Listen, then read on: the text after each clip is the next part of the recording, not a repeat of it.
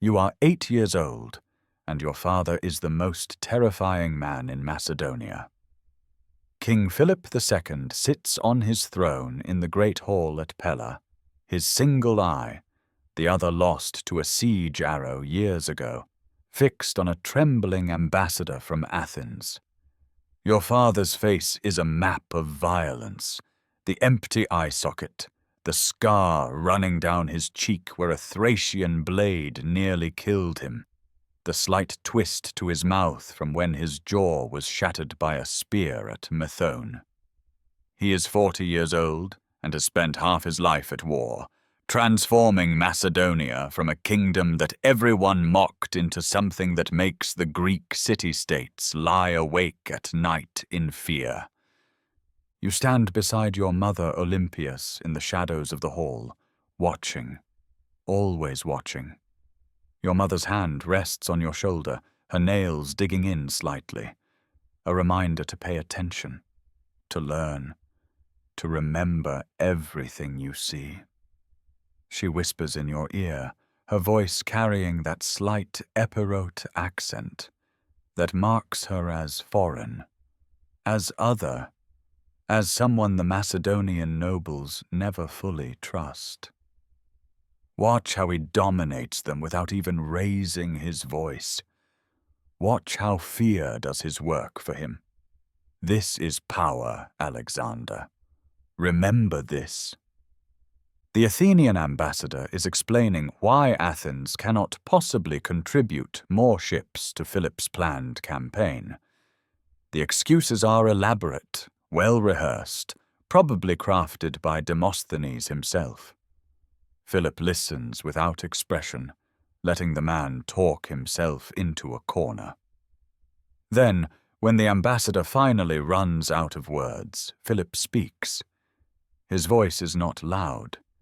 It doesn't need to be. Tell Demosthenes that I remember his speeches calling me a barbarian. Tell him I remember every insult, every attempt to organize coalitions against Macedonia. Tell him that I'm a patient man, but my patience has limits. Athens will contribute 30 triremes to the expedition against Persia, or Athens will discover what happens to cities that forget which king controls Greece. Do you understand? The ambassador understands. Everyone understands. Your father has spent 18 years building the most formidable military machine Greece has ever seen, and he's not asking for cooperation. He's informing Athens of what will happen, and the alternative to cooperation is destruction. You've seen what happens to cities that resist Philip. Olynthus resisted. Olynthus no longer exists. After the ambassador leaves, humiliated and defeated without a single blow being struck, your father notices you in the shadows. Alexander, come here. It's not a request. Nothing your father says is ever a request. You walk forward, trying to match the confident stride you've practiced, trying not to show fear even though your father frightens you more than anything else in the world. He looks you over with his single eye, and you wonder what he sees. You're small for your age, slender, not built like the massive Macedonian nobles who surround Philip. Your hair is lighter than the typical Macedonian brown, your features more delicate. You don't look like a warrior king's son. You look like your mother. And in Philip's court, looking like Olympias is not necessarily an advantage. What did you learn? He asks. You've learned to answer these questions carefully. Philip has no patience for stupidity, or for the kind of flowery rhetoric that Greeks love. He wants analysis, assessment, practical understanding. The Athenians fear you more than they hate you. The ambassador came to negotiate, but left accepting an ultimatum. You gave him no room to maneuver, no face-saving compromise. He returns home defeated but alive, which is better than the alternative you implied. Philip's scarred face twists into something that might be a smile. Good. What else? You let him talk first. You let him exhaust his arguments before responding. This made him feel heard while changing nothing about the outcome. It's more efficient than interrupting. He left feeling like he'd been given a fair hearing, even though the decision was already made. And the threat? Was it effective? You consider this. Yes, because it was specific enough to be credible, but vague enough to let his imagination do the work. You didn't describe what you'd do to Athens. You just reminded him that you could do something. The fear of unknown consequences is often worse than known ones. This time Philip definitely smiles, and your mother's nails dig deeper into your shoulder. Pride, approval, the slight pain that reminds you she's always watching, always judging. You're learning, Philip says. Good. You'll need to understand how power works. Words are weapons, fear is a tool, and reputation does half your work for you. Remember this. He dismisses you with a wave, already turning to the next matter of state, and you retreat to your mother's side. She's smiling too, that dangerous smile that makes the Macedonian nobles nervous.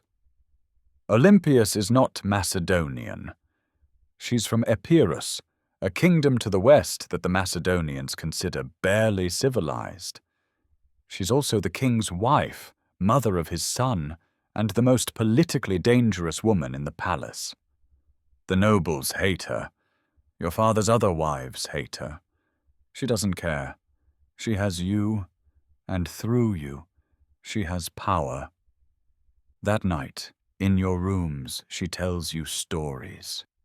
She always tells you stories, weaving together history and myth until you're not sure where one ends and the other begins. Tonight it's Achilles, your ancestor, or so she claims. Your family line supposedly runs back to Achilles through his son Neoptolemus. Whether this is true doesn't really matter. What matters is that you believe it, that you model yourself on it, that you understand you're destined for greatness because hero's blood runs in your veins. Achilles chose glory over long life, she says, her voice soft in the lamplight. He knew he would die young at Troy, but he went anyway because immortal fame was worth more than years of comfortable obscurity. You must make the same choice, Alexander. You must choose glory. You're 8 years old, and you're already thinking about immortality, about glory, about being remembered forever. Your mother has planted these seeds carefully, nurturing your ambition, your sense of destiny, your belief that you're meant for something greater than just being Philip's son. She's teaching you to think of yourself as special, chosen, descended from heroes and gods, because she claims your true father might be Zeus himself, that Philip merely adopted you, that your real conception was divine. You don't entirely believe this, but you don't entirely disbelieve it either, and the ambiguity is useful. Your education is not like other Macedonian princes. Philip might be a brilliant general, but he's also determined that you'll be more than just a warrior. He's hired Leonidas, a relative of Olympias, as your first tutor.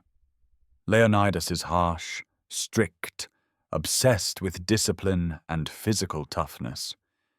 He controls your diet, limiting your food to toughen you, waking you before dawn for exercise, pushing you past what seems bearable. He searches your belongings regularly to make sure Olympias hasn't sneaked you extra food or luxuries. She has, of course, but you've learned to hide them well. Under Leonidas, You learn to endure discomfort, to function on minimal sleep and food, to push your body past its limits. You're small and slight, which worries some of the nobles who think a king should be massive and physically imposing like Philip. But Leonidas is teaching you that size matters less than endurance, speed, and willingness to suffer. You're learning to tolerate pain, to view physical hardship as normal, to never complain about conditions that would break softer boys. But Leonidas is just preparing you. Your real education begins when you're 10 years old, and Philip makes a decision that will shape everything you become. He's hired Aristotle, the most famous philosopher in Greece, to be your tutor. This is not a normal choice. Most Macedonian princes learn warfare, hunting, drinking, and basic literacy. Philip wants you to learn philosophy, science, rhetoric, medicine, geography, everything Aristotle can teach. The arrangement is extraordinary.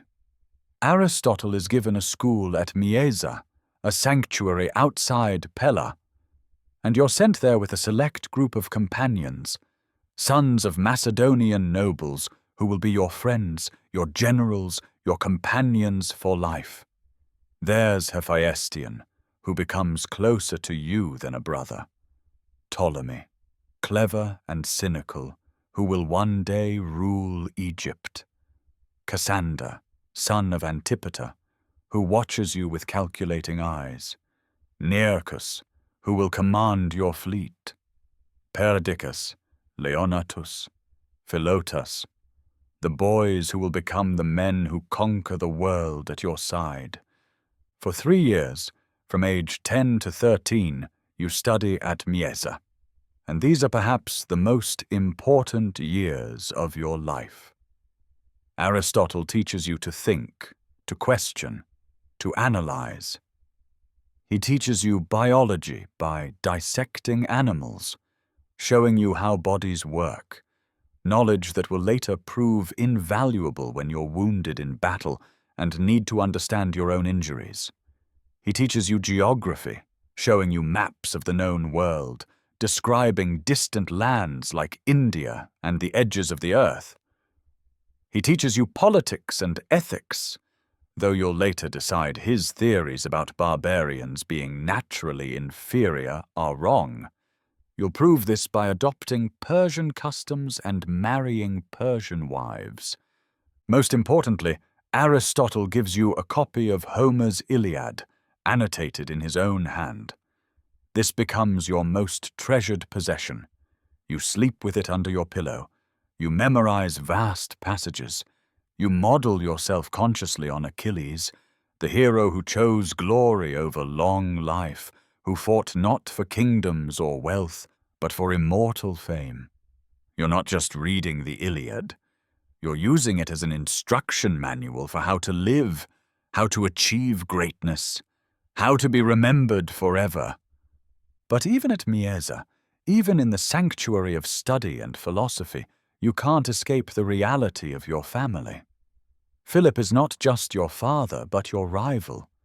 He's achieving greatness, conquering Greece, building an empire, and every victory he wins is a victory that won't be available to you. What will be left for you to conquer? What glory remains after Philip has subjugated all of Greece?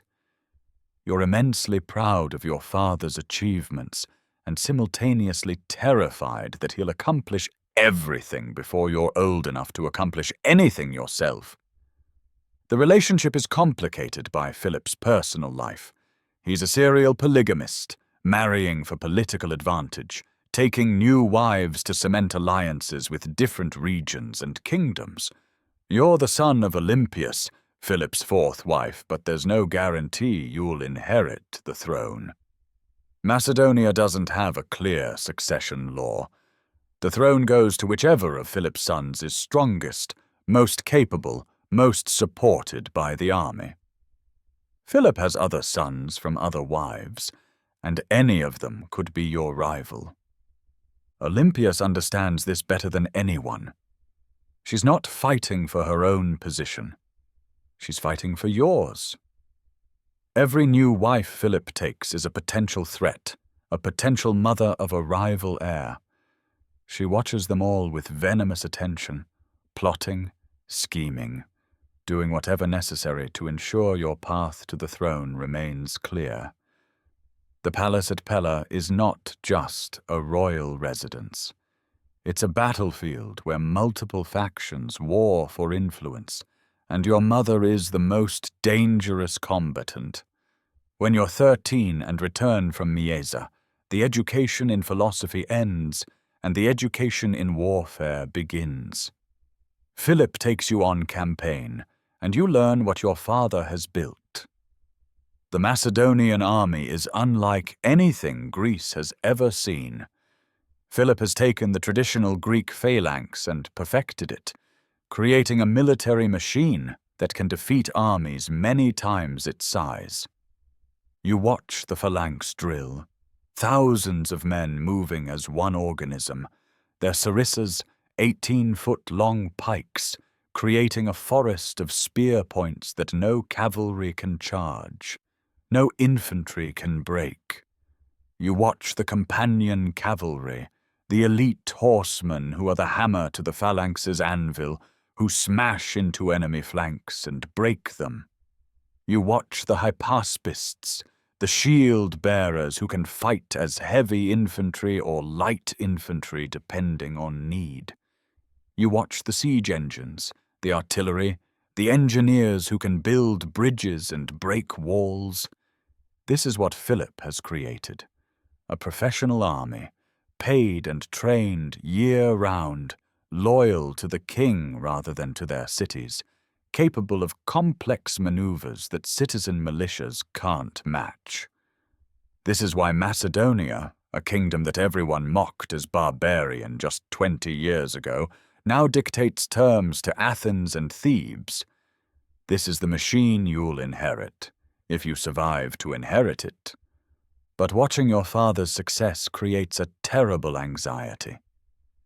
You're 16 now, old enough to fight, old enough to lead, and Philip is 46, at the height of his powers, conquering everything in sight. What will be left for you? Philip is planning to invade Persia, to lead a Greek coalition against the great empire of the East. If he succeeds, if he conquers Persia, what glory remains for you? You'll be the son of the man who conquered the known world. How do you emerge from that shadow? You confide this fear to Hephaestion one evening, and he looks at you with something like understanding. Your father is conquering Greece and threatening Persia, he says. Perhaps you'll have to go further. Perhaps you'll have to reach the ends of the earth. Perhaps his shadow will push you to achievements even greater than his. It's meant as comfort, but it crystallizes your anxiety into determination. Yes, you'll go further, you'll achieve more. You'll be greater than Philip, greater than any king in history, great enough that men will remember your name when Philip's is forgotten. This ambition is enormous, probably impossible, certainly dangerous. You're 16 years old, and you're planning to surpass the greatest conqueror of your age. You just need to survive long enough to get the chance. You need Philip to live long enough to secure the throne for you, then die soon enough that you still have worlds to conquer. You need to navigate the deadly politics of the Macedonian court, where your mother's enemies are your enemies, where Philip's other sons are your rivals, where a single mistake could mean exile or death. You're Alexander, son of Philip, student of Aristotle, descendant of Achilles and Heracles, and possibly Zeus himself.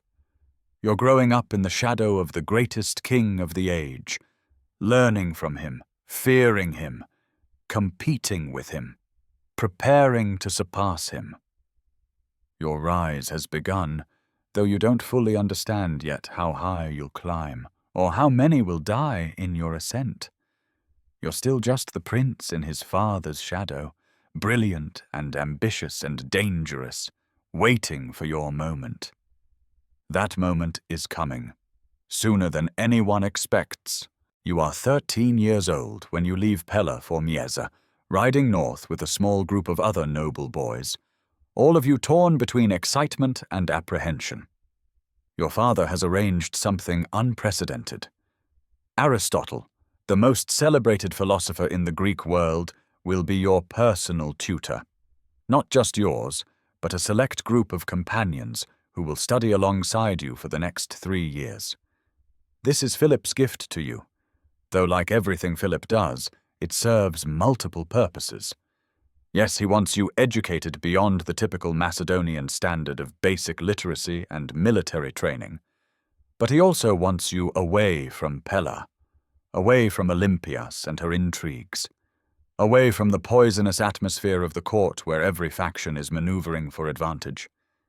Mieza is a sanctuary, a grove sacred to the nymphs, located in the foothills away from the capital. It's beautiful in a way that Pella, for all its palace grandeur, is not.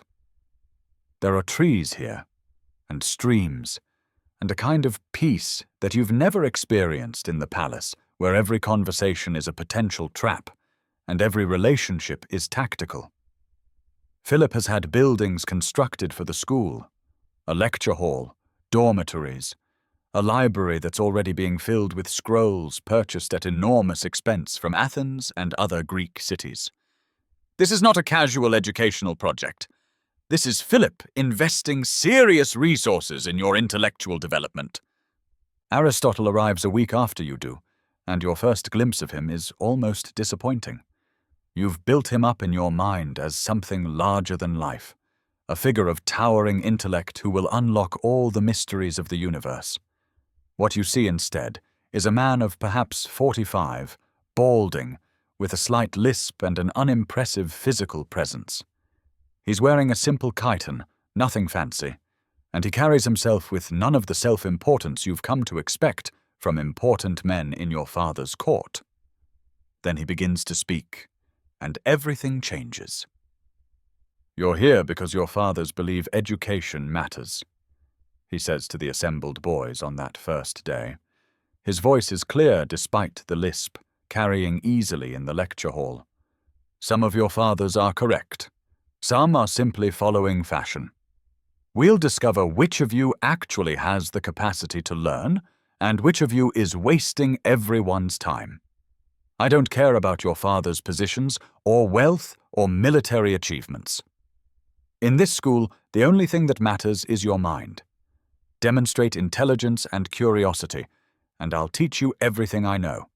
Demonstrate stupidity or laziness, and I'll recommend your fathers recall you to learn the only thing you're suited for, how to hold a spear. He pauses, letting this sink in, his eyes moving across the group, evaluating. When his gaze reaches you, you feel assessed in a way that's different from how Philip evaluates you.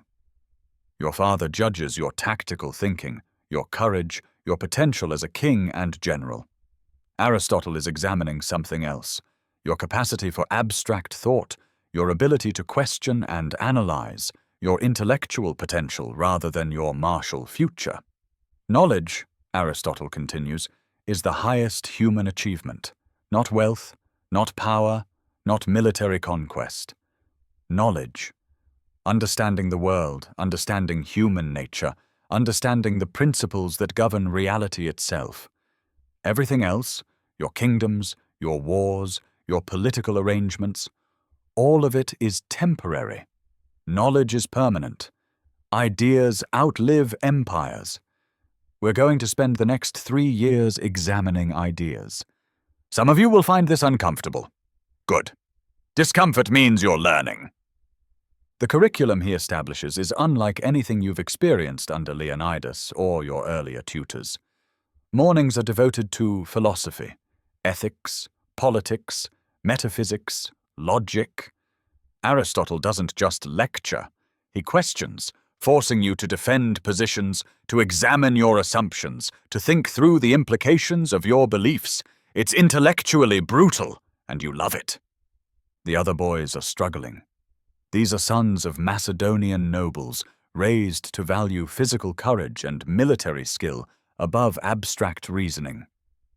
Ptolemy adapts quickly. He's clever and cynical, good at verbal sparring, able to construct arguments even if he doesn't entirely believe them. Hephaestion tries hard but finds philosophy frustrating. He wants clear answers, not endless questions. Cassander participates minimally, watching with calculating eyes, clearly viewing this education as something to endure rather than embrace. But you thrive. Perhaps it's your mother's influence, her stories of gods and heroes that taught you to think symbolically. Perhaps it's something innate, a genuine love of ideas and argument. Whatever the source, you discover that you're good at this, that your mind is quick and flexible, that you can follow Aristotle's complex reasoning and construct counter-arguments that make him pause and reconsider. One day, perhaps 3 months into your studies, Aristotle is discussing ethics and the question of what constitutes a good life. Most of the boys are giving the expected answers: honor, glory, wealth, power. Aristotle is pushing back, asking whether these external goods truly constitute happiness or whether happiness comes from something internal, from virtue itself. You raise your hand. What about fame? Immortal fame, the kind Achilles chose over long life? Isn't that different from temporary glory? If your name and achievements are remembered forever, don't you in some sense achieve immortality? Isn't that the highest good? Aristotle considers this. Interesting. You're arguing that posthumous reputation has intrinsic value, that being remembered constitutes a kind of continued existence. But is memory of you actually you? If people remember Alexander in 500 years, does that benefit you personally, or are you still simply dead regardless of what the living remember? It benefits me, you insist, because the point of human life is to achieve something worthy of memory. We're mortal, but our deeds don't have to be. Achilles died young, but 300 years later we still study his excellence. That's more valuable than living to old age as someone forgettable.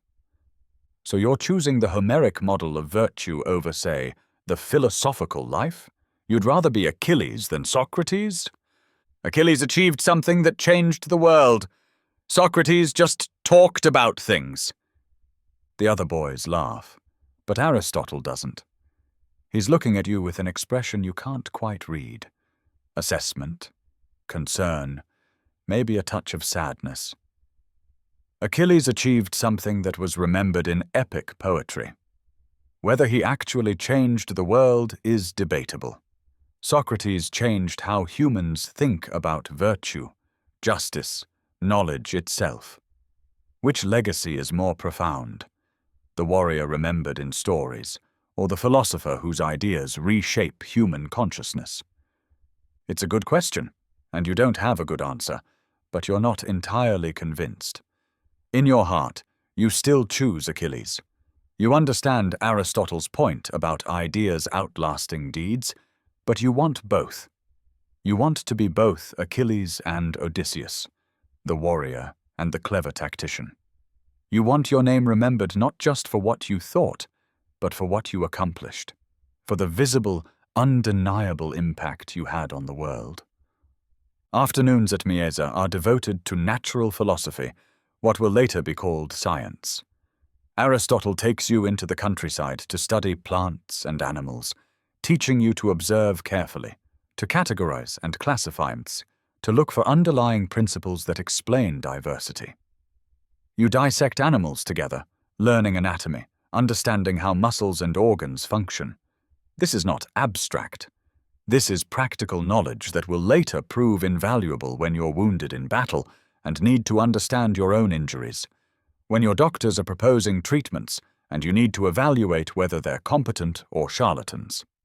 Aristotle teaches you that the world operates according to natural laws, that phenomena have explanations, that careful observation can reveal patterns and principles. This is profound for someone raised in a culture that attributes everything to the whims of gods. You're learning to see the world as understandable, as something you can analyze and potentially control through knowledge rather than just prayer and sacrifice. Geography becomes an obsession. Aristotle shows you maps of the known world, Greece and Macedonia, the Persian Empire stretching east to India, Egypt to the south, the mysterious lands beyond. He describes the travels of others, the accounts of explorers and merchants, the edges of the known world where reliable knowledge gives way to myth and speculation. You study these maps for hours, memorizing them, imagining what it would be like to travel to these distant places, to see India and Babylon and the Pillars of Heracles. How far does the world extend? You ask Aristotle one day, staring at a map that shows the inhabited earth surrounded by ocean, the great river that supposedly circles everything. We don't know, Aristotle admits. Some believe ocean is the boundary, that beyond it is nothing. Others think there are lands beyond, unknown continents. The truth is that human knowledge has limits. We can speculate, but we can't know for certain without exploration. Then someone should explore, you say. Someone should go to the edges and see what's there. Perhaps someone will, Aristotle says, and there's something in his tone that suggests he knows you're already imagining yourself as that explorer, that you're not just academically curious, but planning, even at 13, to be the one who pushes past the boundaries of the known world. Medicine is taught with the same systematic approach. Aristotle brings in physicians to lecture, and you learn about the four humours, about treatments and surgery, about how to recognize diseases. More importantly, you learn to question medical authority, to ask physicians to explain their reasoning, to understand that medicine is an art based on incomplete knowledge rather than certain science. This skepticism will serve you well in the future when military doctors are treating your numerous wounds. But it's the evenings that matter most to you.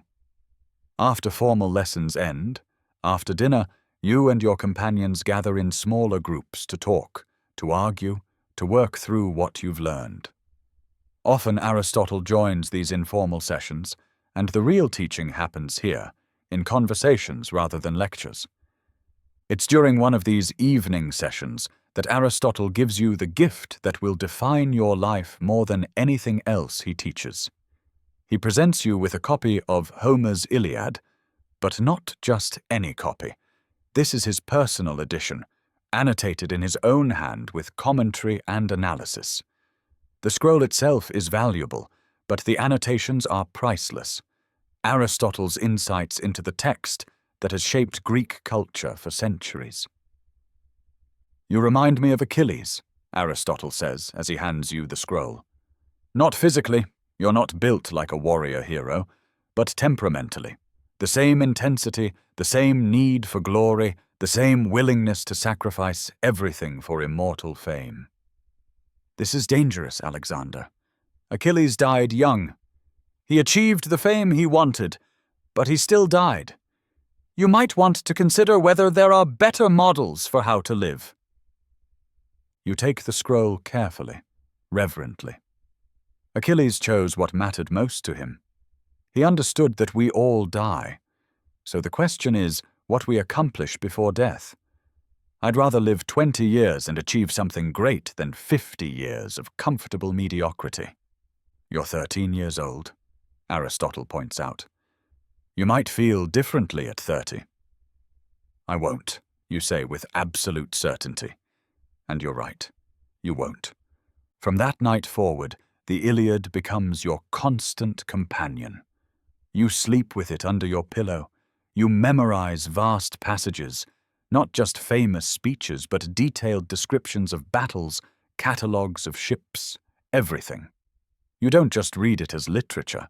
You study it as a tactical manual, analyzing the battle scenes, understanding how Homer's heroes fight, what makes them effective, or ineffective. You model yourself consciously on Achilles, his courage, his honor, his absolute commitment to glory over safety. Your companions notice your obsession and mostly find it amusing or strange. But Hephaestion understands. He sees that you're not just reading a poem, you're constructing an identity, choosing who you want to become. Late one night, just the two of you talking after everyone else has gone to bed, he asks you directly, "Do you really believe you're descended from Achilles?" You consider the question. Your mother has told you the family line runs from Achilles through Neoptolemus, and maybe it's true, or maybe it's a useful fiction. I don't know if the bloodline is real, but I know I can choose to inherit his excellence, his commitment to immortal fame. That's more important than literal descent. I can become what he was, even if we're not related by blood. And Patroclus? Hephaestion asks quietly. If you're Achilles, who am I? You look at him, your closest friend, the person you trust more than anyone except possibly your mother, and you understand what he's really asking. In the Iliad, Achilles and Patroclus are companions, comrades, something deeper than friendship, though Homer never makes it explicit. You're Patroclus, you say simply. My companion, my other self. We'll achieve glory together.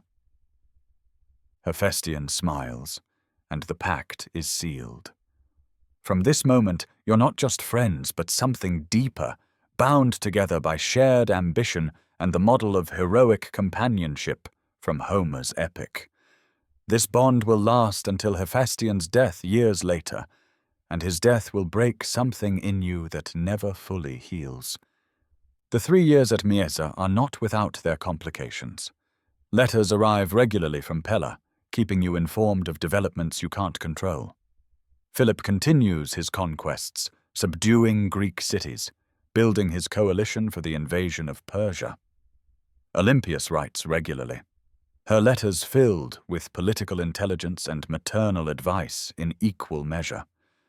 She warns you about your father's new wives, about potential rivals, about the shifting alliances among Macedonian nobles.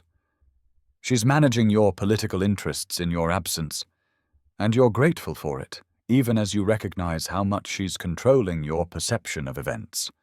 Philip writes less frequently, his letters shorter and more practical. He sends reports of military campaigns, sometimes asking your analysis of tactical decisions, testing whether you're learning anything useful at Aristotle's school or just wasting time on philosophy.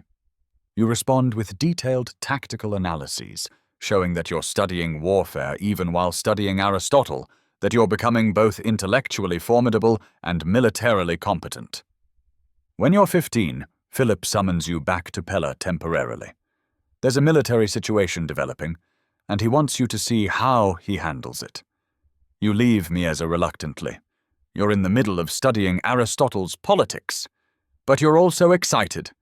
You've been studying warfare theoretically. Now you'll see it practiced by the master. The campaign is against Thracian tribes in the north, and Philip brings you along as an observer. You watch him command, and it's a revelation. Everything you've studied about tactics and strategy suddenly makes sense when you see Philip apply it in real time. The way he uses terrain, the way he positions his forces to maximize advantage, the way he reads enemy movements and counters before they've fully developed. This is generalship at the highest level, and you absorb every detail. One evening during the campaign, Philip calls you to his tent. It's just the two of you, a rare moment alone without courtiers or officers. He pours wine, you're 15, old enough to drink with your father, and asks about your education. Aristotle is teaching you philosophy, he says. It's not quite a question, but it's not quite a statement either. There's some skepticism in his tone. Philosophy, natural science, ethics, politics, geography, medicine, you list. He's teaching me to think systematically, to analyze problems, to question assumptions. Is this useful for a king? You consider your answer carefully. You've conquered most of Greece through military genius, but holding what you've conquered requires more than force. It requires understanding how societies work, how to govern diverse peoples, how to create systems that persist beyond individual rulers. Aristotle is teaching me how to think about these problems. Philip nods slowly. You're probably right. I've focused on conquest because that's what Macedonia needed. We needed to be strong enough that no one dares attack us. But you'll inherit an empire, not a kingdom. Ruling an empire requires different skills. Maybe Aristotle can teach you those. It's the closest thing to approval you've gotten from Philip in years, and it means more than you'd like to admit. You're not just the son trying to escape his father's shadow. You're being groomed as a successor, prepared for a role that Philip himself never had to fill because he started with nothing and built everything through warfare. You'll start with an empire and have to maintain and expand it. Different challenges, different skills required. You return to Mieza with renewed purpose.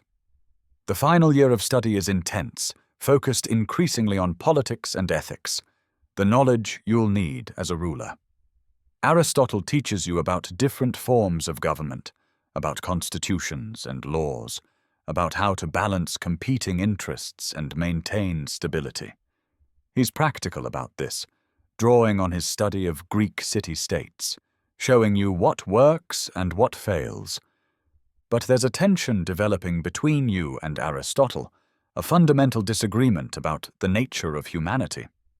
Aristotle believes in natural hierarchy, that some people are naturally suited to rule and others to be ruled, that Greeks are superior to barbarians, that slavery is natural and justified. You're increasingly skeptical of these claims. You've seen barbarians, Thracians, Illyrians, Persians through captured prisoners, and they don't seem naturally inferior. They're different, certainly, with different customs and languages, but not inferior. This disagreement comes to a head during a discussion of how to govern conquered peoples. Aristotle argues that barbarians should be ruled as subjects, kept separate from Greeks, governed firmly because they lack the capacity for self-rule. You push back. If Persians are naturally inferior, why has Persia built an empire that's lasted 2 centuries? Why are Persian satraps effective administrators? Why does their system work? It works through force and fear, not through legitimate governance, Aristotle responds. The Persian king is a tyrant, his subjects are slaves. This is not a model to emulate. But what if you could combine Persian administrative efficiency with Macedonian military power? What if you treated conquered peoples as potential allies rather than subjects? Wouldn't that create a more stable empire? Aristotle looks at you with that expression of concern you've seen before. You're thinking about this wrong. The point of conquest is not to blend with the conquered. It's to impose superior Greek culture on inferior barbarians. Mixing cultures weakens the conqueror. You don't argue further, but you're not convinced. The seed of an idea has been planted. The idea that conquest could lead to synthesis rather than domination. That you could create something new by blending the best of different cultures. This idea will eventually manifest in your policy of adopting Persian customs, marrying Persian wives, training Persian youths in Macedonian warfare. Aristotle will be horrified by this, viewing it as betraying Greek superiority. But you'll do it anyway, following the logic of empire rather than the prejudices of Greek philosophy. Your time at Mieza ends when you're 16. Philip recalls you permanently, deciding you've learned enough philosophy and need to start learning practical kingship. You return to Pella changed, intellectually sophisticated in a way that makes you different from typical Macedonian nobles, carrying Aristotle's teachings but also carrying your disagreements with him, shaped by 3 years of intensive education but not entirely formed by it. You bring the Iliad back with you, of course. It never leaves your side. Years later, during your conquest of Persia, You'll carry it in a precious casket taken from Darius's treasure, the most valuable object in your possession. You'll consult it before battles, reading speeches to inspire yourself, modeling your actions on Achilles' glory-seeking courage. Aristotle has given you tools you'll use for the rest of your life: systematic thinking, scientific observation, political analysis, ethical reasoning. But he's also given you something more dangerous: the conviction that you're capable of achieving greatness that surpasses normal human limits, that you can become like the heroes in Homer's epic, that glory and immortal fame are worth any sacrifice. You're 16 years old, intellectually formidable, ambitious beyond reason, and about to enter the deadly game of Macedonian court politics. The education is over. The real test is about to begin. Aristotle will live long enough to see what you become, to watch you conquer the Persian Empire, to witness you adopting the customs he taught you to despise. You don't know if he's proud of what you achieve or horrified by how you achieve it. Maybe both. But his influence is permanent, woven into how you think, how you approach problems, how you understand the world. The education at Miesa shaped you into something unique: a warrior king with a philosopher's mind, a conqueror who reads Homer and Aristotle, a Macedonian who will try to unite Greeks and Persians into something new.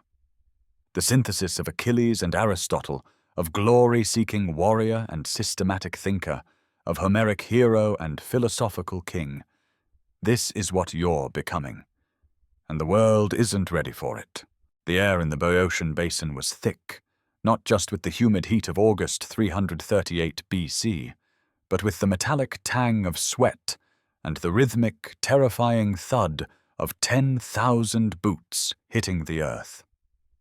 For 18-year-old Alexander, standing atop his black stallion, Bucephalus, the world had narrowed to the width of his helmet's eye slits.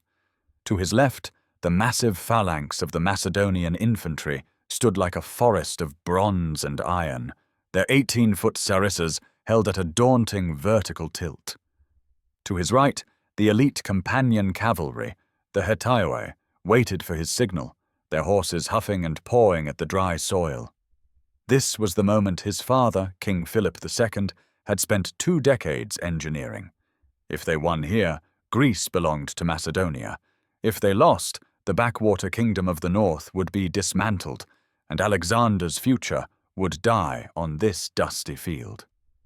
Philip II did not place his son on the left wing out of fatherly affection. It was a test, and perhaps a gamble.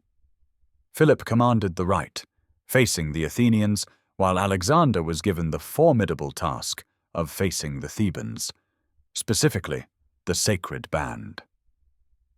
The Sacred Band was the most feared fighting force in the Greek world. 150 pairs of lovers who had sworn to die before retreating. They had never been defeated in open battle. By placing Alexander opposite them, Philip was saying, "Prove you are a king, or die a prince." Alexander looked toward his father's position across the lines. Philip was a man of scars. One eye lost to an arrow at Methone, a leg shattered by a Tribalian lance, a collarbone broken in a skirmish.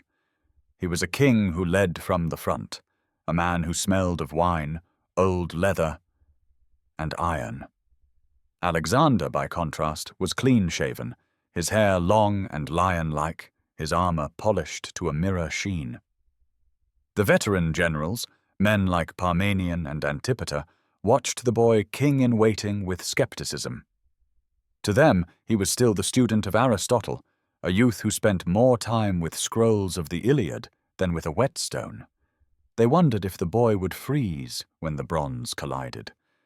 The morning light caught the crests of the allied Greek helmets, a shimmering line of defiance that stretched across the plain.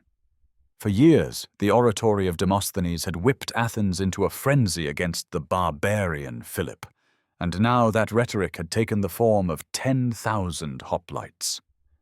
The atmosphere was charged with a heavy, pregnant silence, broken only by the occasional neigh of a horse or the clatter of a shield being adjusted. Alexander felt the weight of his lineage pressing down on his shoulders. He was not just fighting for a kingdom, he was fighting to justify his existence in a court that whispered about his mother's foreign blood and his father's many other wives. His hand gripped the hilt of his sword, his knuckles white.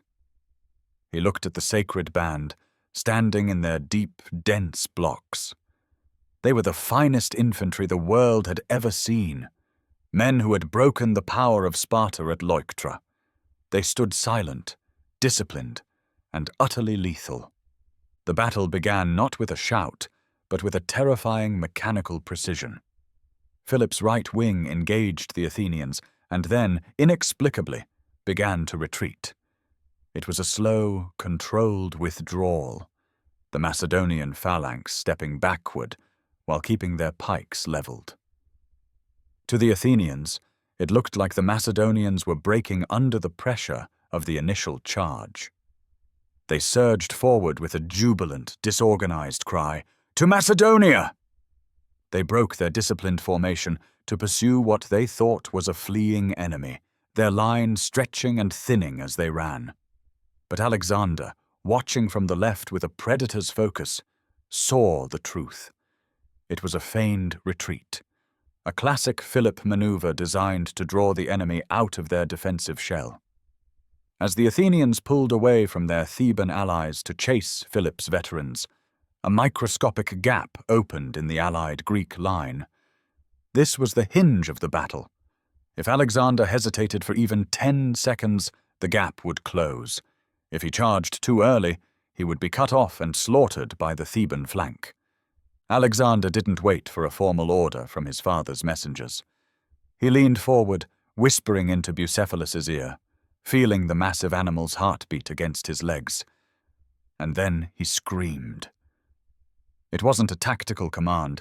It was a primal release of years of pent-up expectation and the heavy weight of his mother Olympias's prophecies. The companion cavalry moved as one. They didn't start with a trot. They accelerated into a thunderous gallop that shook the very foundation of the valley. This was the first time the world truly saw the wedge formation in action, a lethal triangle of muscle and steel. Alexander was the tip of the spear. The sacred band of Thebes saw them coming, a wall of horses bearing down on them at 20 miles per hour. They lowered their spears, standing firm with a grim resolve that had held for generations. They were legends, but they were about to meet a new kind of warfare that disregarded the old rules of hoplite honor. The Macedonian sarissa reached the enemy long before the traditional Greek dory could touch a horse. The impact was a cacophony of shattering wood, the high-pitched screams of dying horses, and the guttural roars of men. Alexander spurred Bucephalus into the breach, the horse's hooves trampling the shields of the fallen. He wasn't just directing the fight. He was the fight.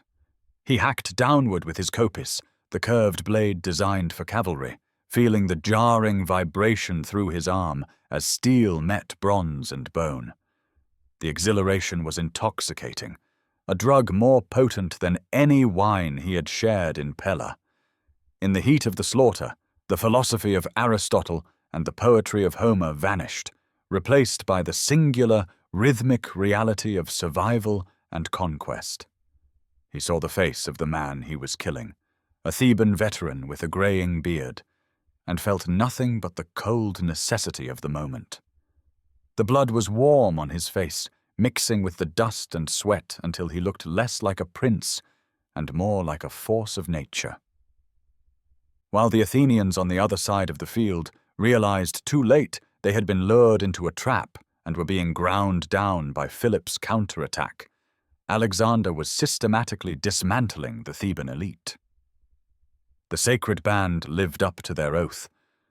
They did not run, even when it became clear that the battle was lost and the rest of the Greek line had dissolved into a panicked rout. Even as Alexander's cavalry circled behind them, and the Macedonian phalanx pressed them from the front like a giant iron vice, They stood their ground. One by one, the pairs of lovers fell together, their bodies interlocking in death as they had in life. The field was becoming a charnel house. The air was thick with the smell of iron and viscera. Alexander's armor was dented, his shield scarred by spear points, but he felt an incredible, terrifying clarity. This was what he was born for. The academic debates of Miesa were a shadow compared to the blinding light of the kill. He pushed deeper into the Theban line, his generals struggling to keep pace with his reckless aggression. Every time a gap appeared, he threw himself into it, daring the gods to strike him down. He felt invincible, as if the spirit of Achilles had truly descended upon him. The resistance began to crumble, not out of cowardice, but out of the sheer physical impossibility of holding back the Macedonian tide. The Thebans fought with a desperation that was haunting to behold. They were fighting for their city, their families, and their honor, but they were fighting a machine that had been perfected for this exact purpose. The long pikes of the Macedonian infantry kept them at bay, while the cavalry exploited every flicker of movement. By mid-afternoon, the unbeatable sacred band was being reduced to a few scattered groups of men, surrounded by mountains of their own dead. When the dust finally began to settle, the silence that followed was more deafening than the roar of the battle. The Athenian army had broken and fled, leaving 1,000 dead and 2,000 captured. The Theban army, however, had been annihilated. The ground was slick with blood, making it difficult for the horses to find their footing. Alexander dismounted, his legs shaking slightly from the exertion. He pulled his helmet off, gasping for the cooling air. His face was unrecognizable, a mask of gore and grime. He looked around at his companions, Hephaestion, Ptolemy, and the others. They were all alive, but they were changed. The boys who had hunted lions in the Macedonian hills were now men who had hunted Greeks on the plains of Cheronea. As the sun began to set over the valley, casting long, jagged shadows across the field, Philip rode across the basin to find his son. He found Alexander standing among the bodies of the 300 members of the sacred band. They lay in their ranks, exactly where they had stood, a testament to a bravery that was now obsolete in the face of the sarissa and the wedge. Philip, usually a man of gruffness, barbs, and drunken boasts, looked at his son. Alexander was covered in the blood of other men, his breathing heavy, his eyes still bright with a terrifying, unearthly light. In that moment, the power dynamic of the royal house of Macedon shifted irrevocably. The son was no longer an apprentice or a student to be tutored. He was a conqueror who had outshone his father on the greatest day of his father's life. Philip reportedly wept when he saw the fallen Thebans, moved by their courage and perhaps mourning the death of the old Greek world he had once admired.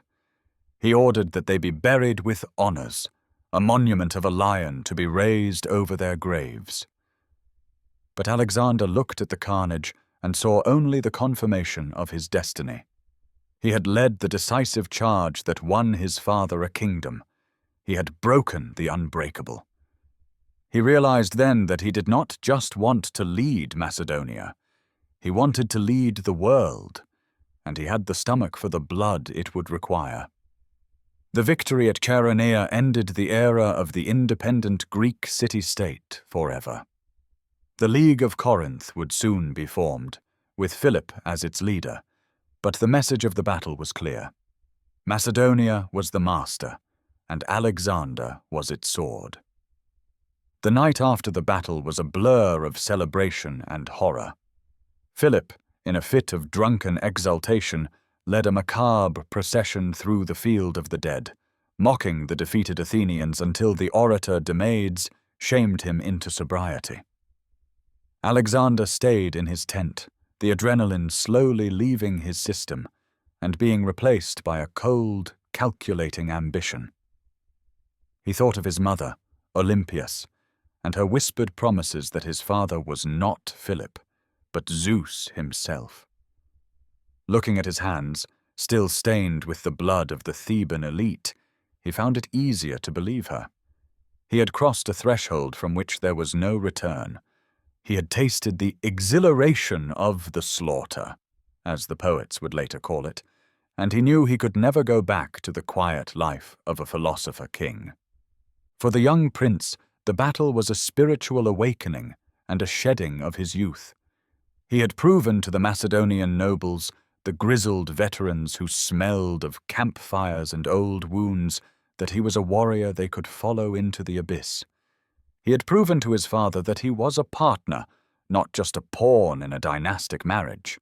But as he walked through the camp that night, listening to the groans of the dying and the boasts of the drunk, the volatile nature of his relationship with Philip remained. He had won the battle for his father, but in doing so, he had become his father's greatest rival. Philip's pride was tinged with a new, sharp edge of fear. The shadow of the king had grown shorter, but the intrigue of the court in Pella was only just beginning to sharpen its knives. The question of succession was no longer a matter of law, but a matter of who could survive the coming peace. Alexander cleaned his blade, but he knew the blood would never truly come off. He was 18, and the world was already trembling at his name. The victory at Chaeronea didn't just provide territory. It provided the momentum for the invasion of Persia. Philip now had the hegemon title he craved, and he had the military justification to lead a pan-Hellenic crusade against the great king. But as the spoils of war were divided and the treaties signed, the tension between father and son reached a boiling point. Philip's new wife, Cleopatra Eurydice, was already a presence in the court, and the prospect of a pure Macedonian heir threatened Alexander's status. Every cheer Alexander received from the army was a needle in Philip's side. The battle had secured the empire, but it had shattered the family.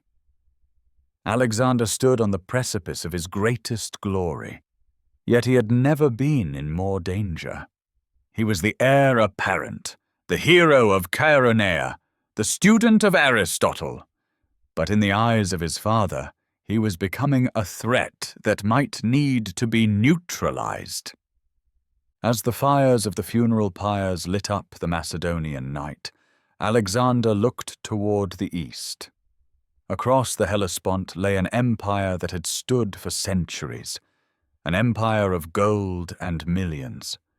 Compared to the struggle at Chaeronea, the conquest of Persia seemed like an impossible dream to most.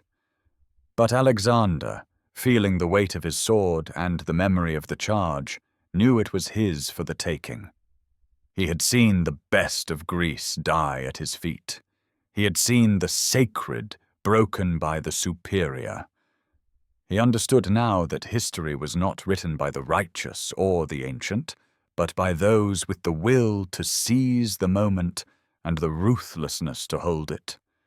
The prince had died on that field, and a king had been born, even if he did not yet wear the crown. The victory at Chaeronea should have been the cementing of Alexander's future, but instead, it became the catalyst for his greatest crisis.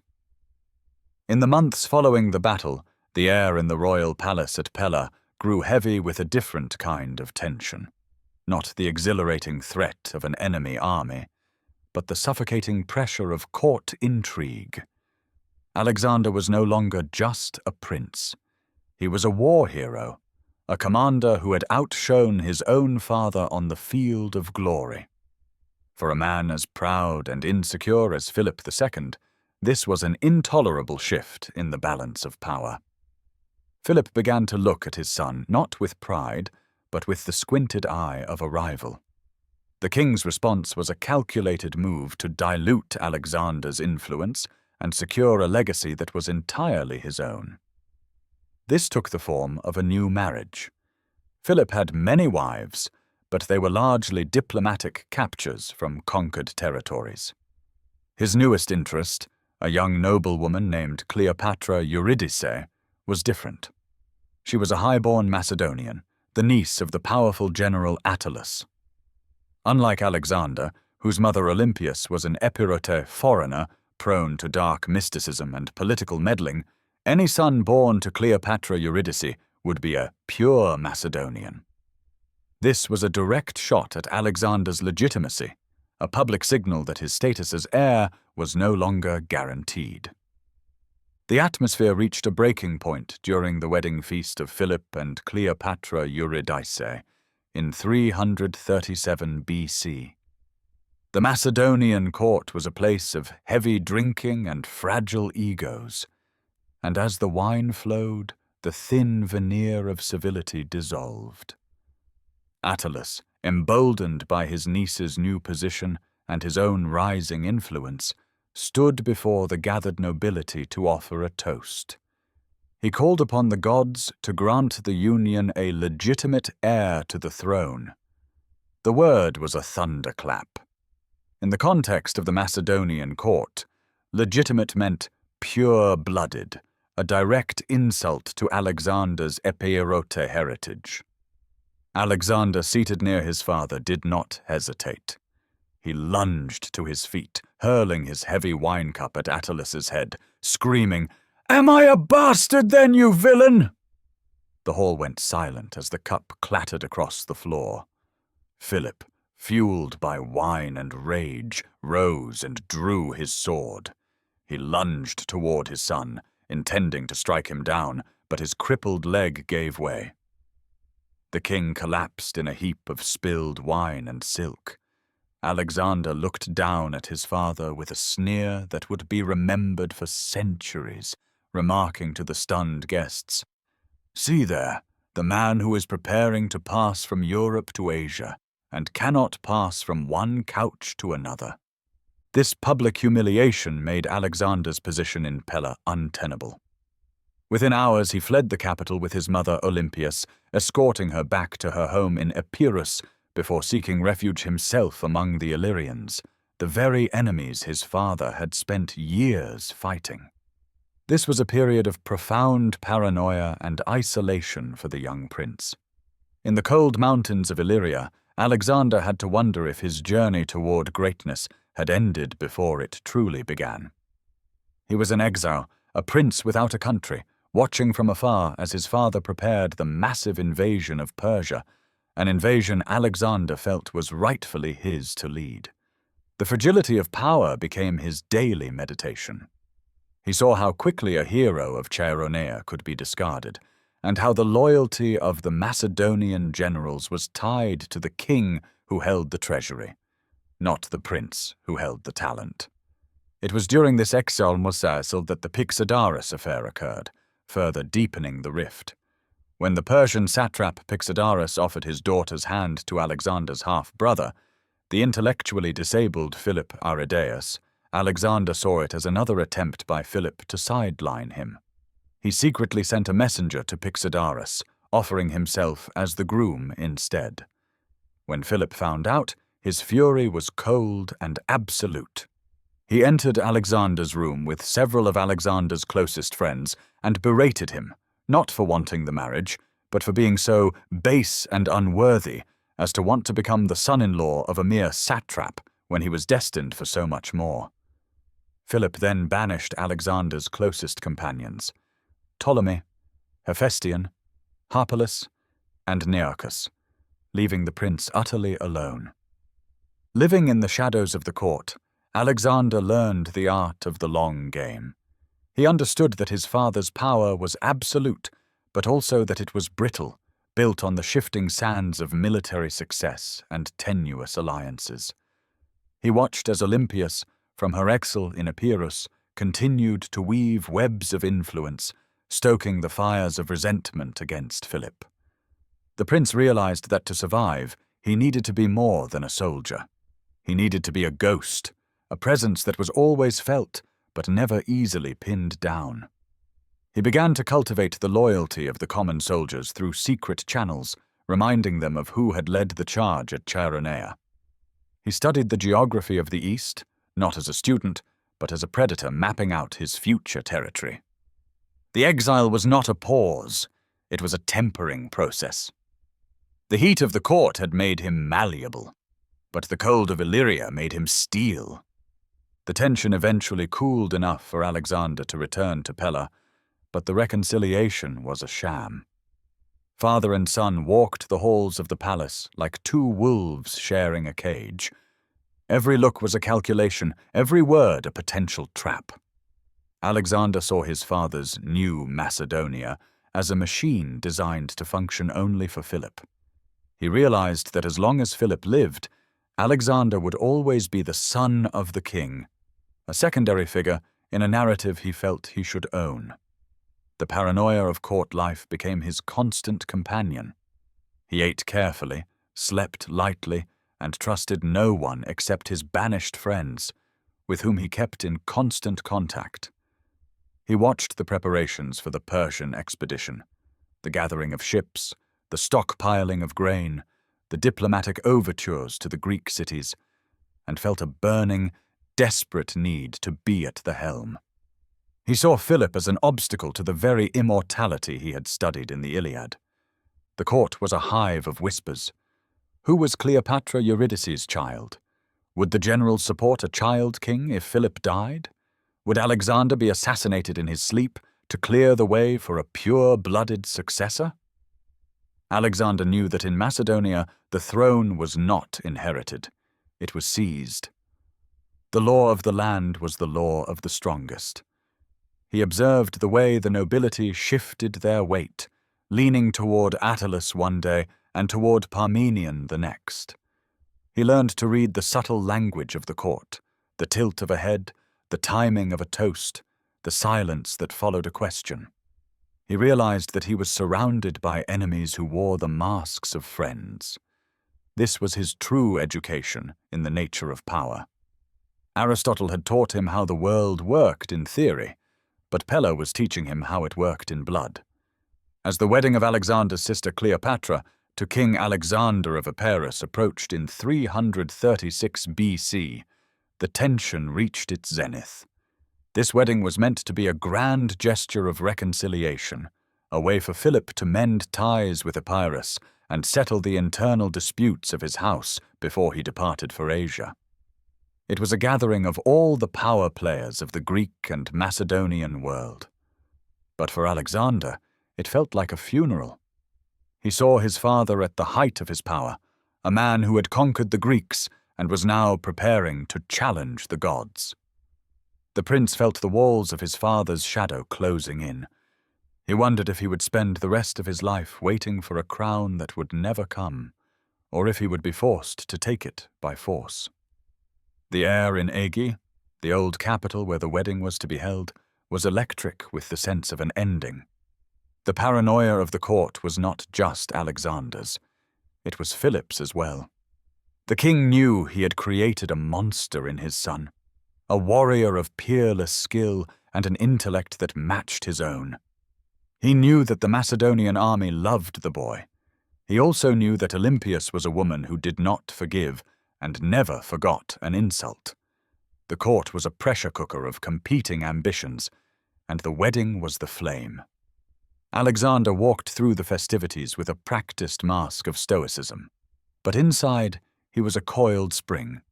He saw the way the guards looked at him, the way the foreign dignitaries measured his height. He was a king in all but name, and the all but name was a gap he could no longer tolerate. The fragile nature of power was no longer a philosophical concept. It was a physical weight. In the quiet moments before the great procession into the theatre at Aega, Alexander must have looked at his reflection and seen the face of a man who had already outlived his childhood. He had been a prince, a student, a hero, and an exile. He had seen the best and worst of humanity in the span of a few short years. He knew that the world was watching him, waiting to see if he would stumble or soar. The shadow of Philip II was the greatest challenge he had ever faced, more formidable than the sacred band, more complex than the logic of Aristotle. To become the man he was meant to be, He had to find a way to step out of that shadow, regardless of the cost. The tragedy of the House of Macedon was that there was only room for one son, and both Philip and Alexander were determined to be the center of the universe.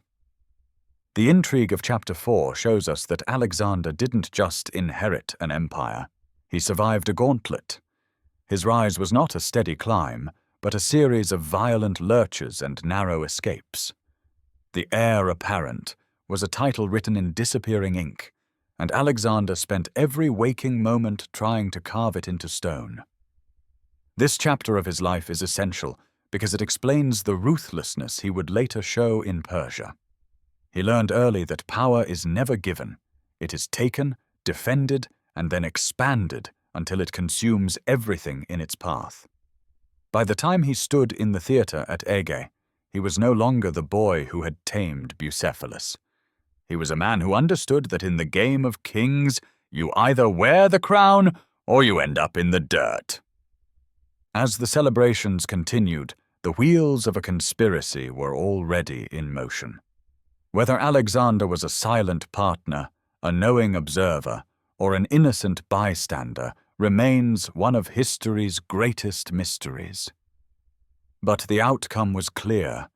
The world he knew was about to be shattered, and from the shards he would have to build something entirely new.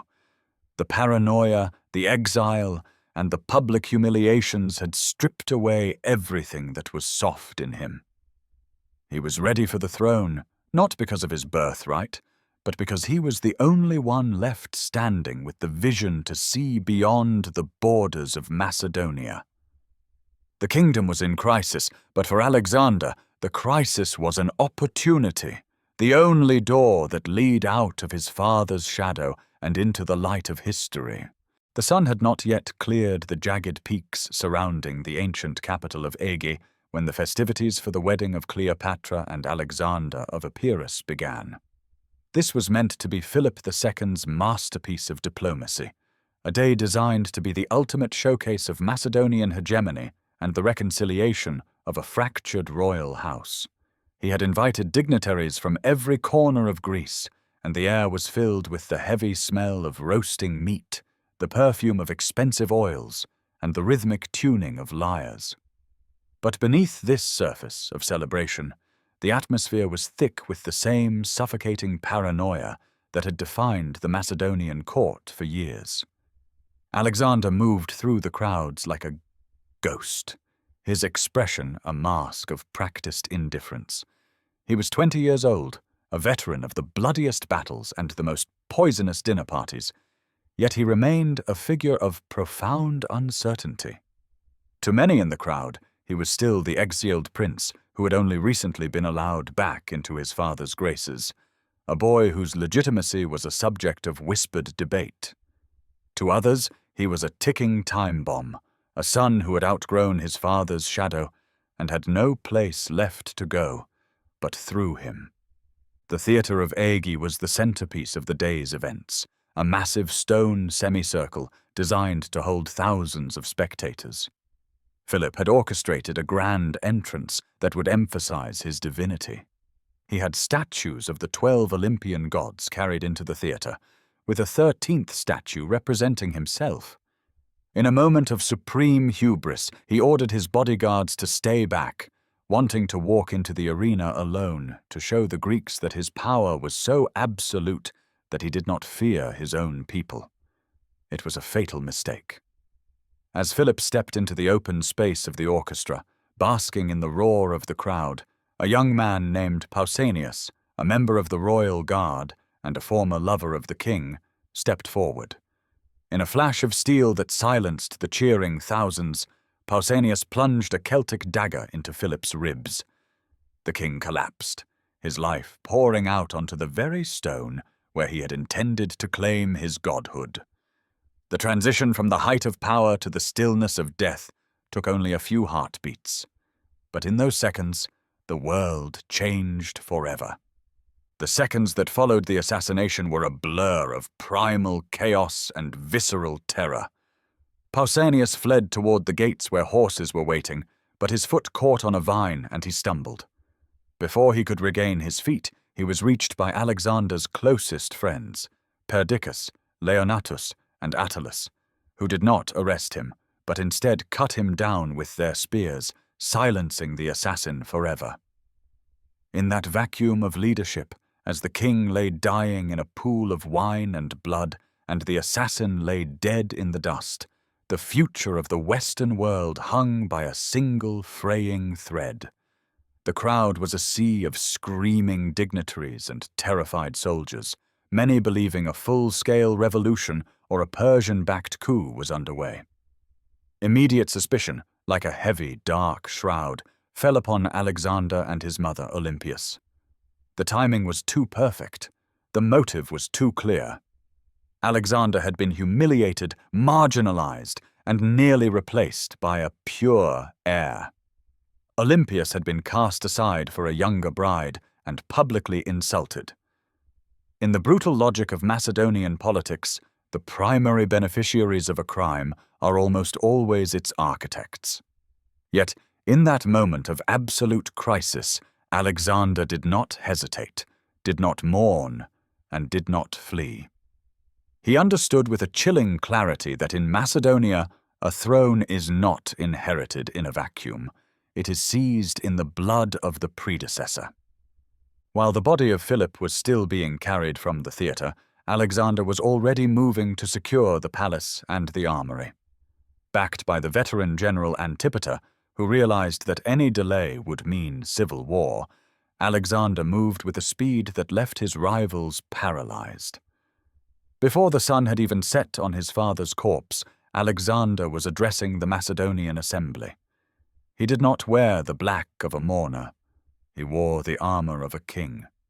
He stood before the soldiers, the men who had watched him lead the charge at Chaeronea, and spoke with a voice that carried the authority of a seasoned monarch.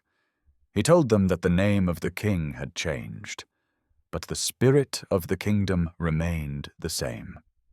He waived taxes, promised higher pay, and immediately reminded them of the great crusade against Persia that Philip had planned. He essentially told the army that the glory they had been promised was still theirs, provided they accepted him as their leader. It was a tactical masterpiece of political theatre.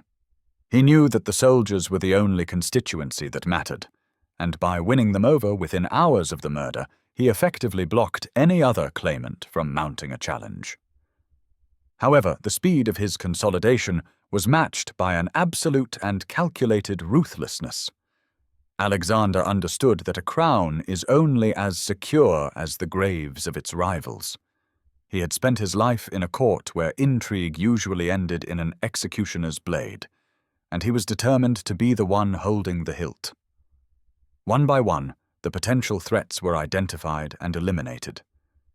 The princes of Lynkestis, who were suspected of being part of the assassination plot, were executed immediately, though Alexander spared one who had been the first to hail him as king.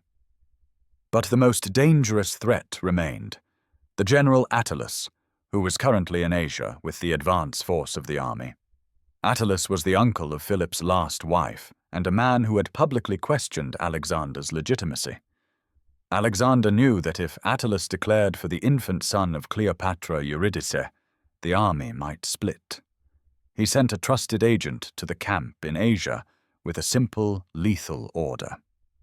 Attalus was murdered in his tent before he could even consider the logistics of a rebellion. Back in Pella, the purge took on a more personal and grisly character. Olympias, moving with a savagery that even her son found difficult to manage, took advantage of Alexander's preoccupation with the army to eliminate Cleopatra Eurydice and her infant daughter. Tradition suggests Olympias forced Cleopatra to hang herself after watching her child be burned alive. Whether Alexander ordered this specific cruelty or merely created the environment where it could happen is a question that has haunted his legacy. The result, however, was a total clearing of the board. The pure Macedonian line that had threatened Alexander's future was extinguished, leaving him as the sole, undisputed heir to the Argead throne. The paranoia of the previous year was replaced by a cold, quiet realization among the nobility To question Alexander was to invite a death sentence that arrived with lightning speed. The question of Alexander's involvement in his father's murder remains the great black box of ancient history, a mystery buried under layers of propaganda and time. There are those who believe Pausanias acted alone, a man driven by a singular obsessive grievance against a king who had ignored his suffering. Others see the invisible, venomous hand of Olympius, who had the most to gain and the temperament for such a conspiracy. But then there is Alexander. He had the most to lose if Philip lived, and the most to gain if he died. He was a student of the Iliad, where heroes were defined by their ability to seize their own glory, and a student of Aristotle, who taught him the cold mechanics of power. If he did not guide the dagger himself, he certainly provided the silence that allowed it to strike. He used the assassination as a forge, tempering his authority in the heat of a national emergency. He turned the very suspicion against him into a tool of intimidation, showing the world that if he were capable of such a deed, he was certainly capable of crushing anyone who dared to voice their doubt. As the smoke from Philip's massive funeral pyre rose into the Macedonian sky, the young king stood atop the tumulus at Aige, watching the flames consume the man who had been his father, his teacher, and his greatest rival. The kingdom was in crisis, but Alexander was in his element. He had inherited a bankrupt treasury, a court filled with spies, and a border surrounded by enemies who saw his youth as an invitation to invade. The Greeks, led by the orator Demosthenes in Athens, were already celebrating the death of the boy, believing that the Macedonian hegemony would crumble like a house of cards without the iron hand of Philip. They did not realize that the hand that replaced it was not just iron, but fire. Alexander looked at the veteran generals who had served his father, Parmenion, Antipater, and the rest. He saw the skepticism in their eyes, the way they measured his height against the giant who had just fallen. He knew he could not simply tell them he was their king.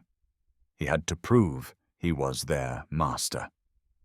The first weeks of his reign were a whirlwind of logistics, lethal politics, and tireless energy.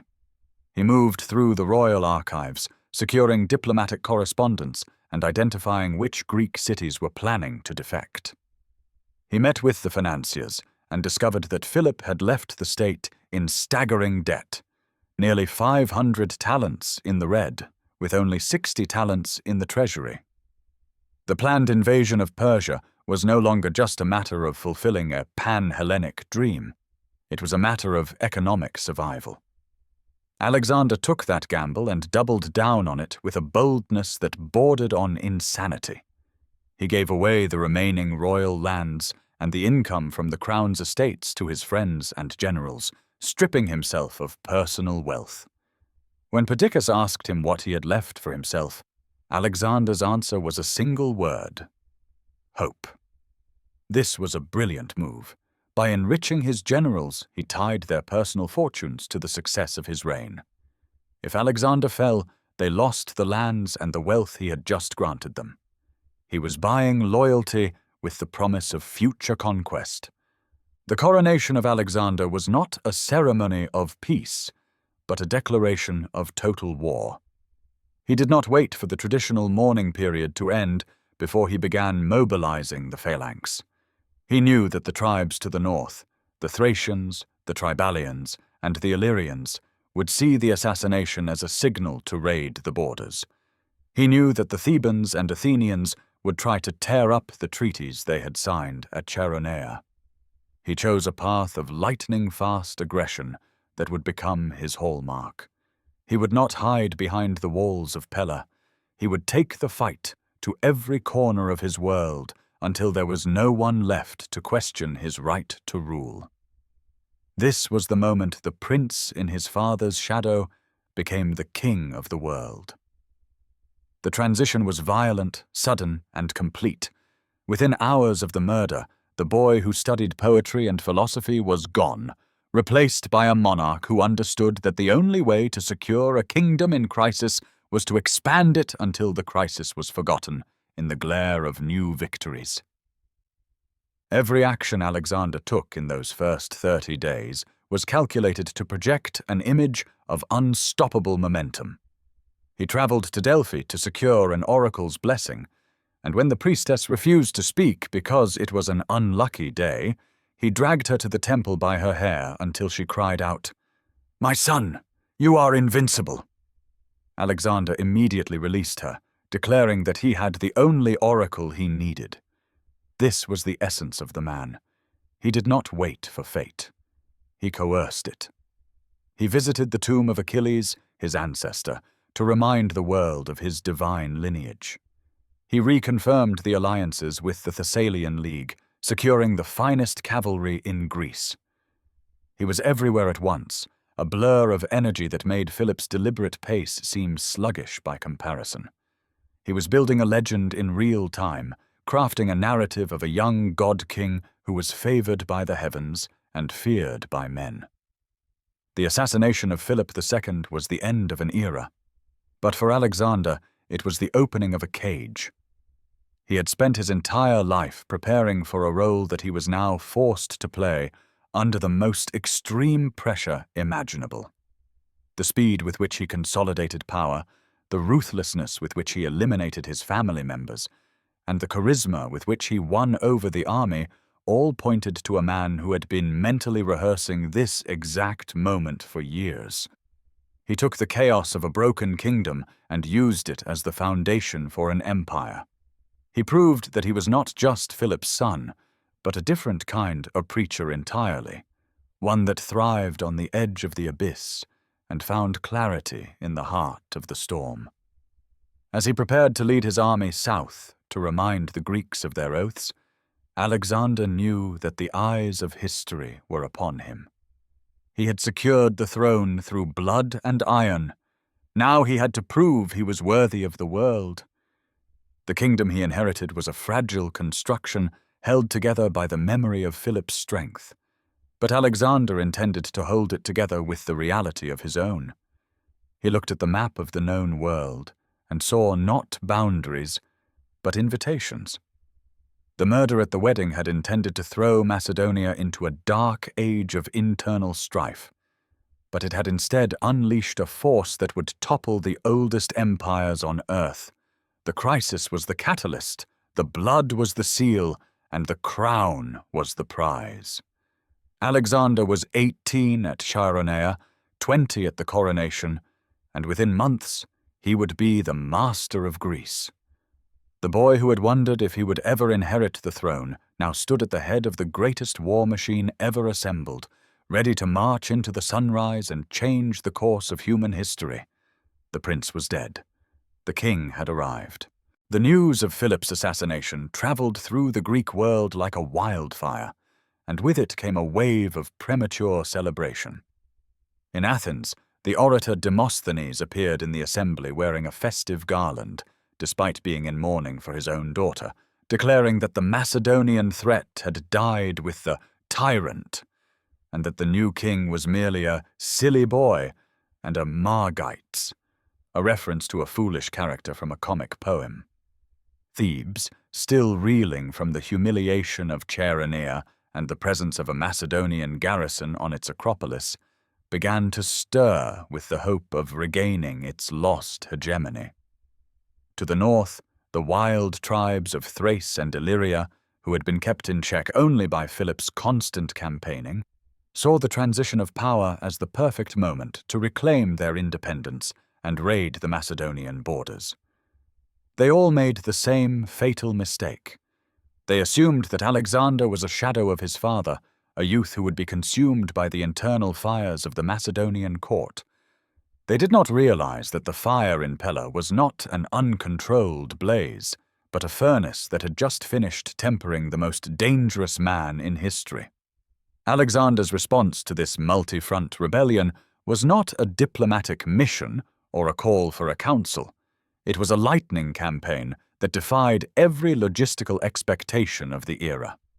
He knew that if he allowed the Greeks and the barbarians time to coordinate, his kingdom would be torn apart. He had to strike so fast and so hard that the very memory of resistance would become a source of terror. First, he turned his eyes north.